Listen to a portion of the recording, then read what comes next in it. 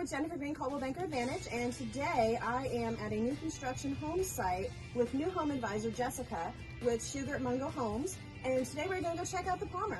Come on, let's take a look. All right, guys, here we are in the Palmer floor plan. This is the dining room or even your home office.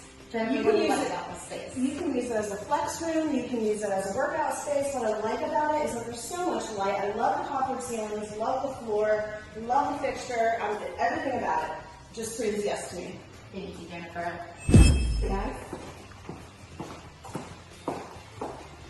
This is the open living room, and not only does it have a fireplace, but look at this sunroom.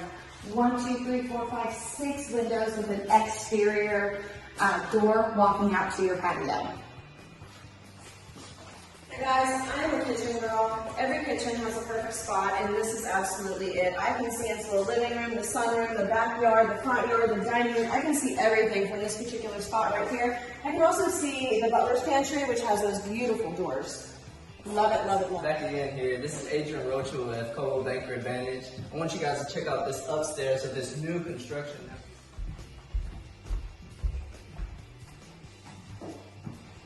Not just one walk-in closet,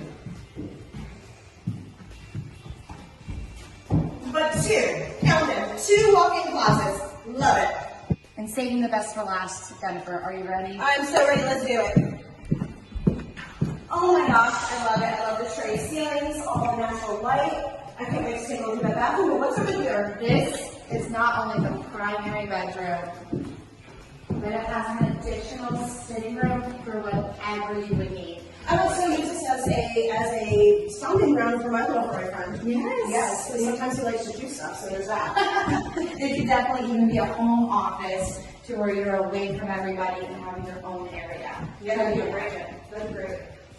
And here's a primary bathroom that features 2 sinks and a vanity. Oh, look, you have a water room too. Yes.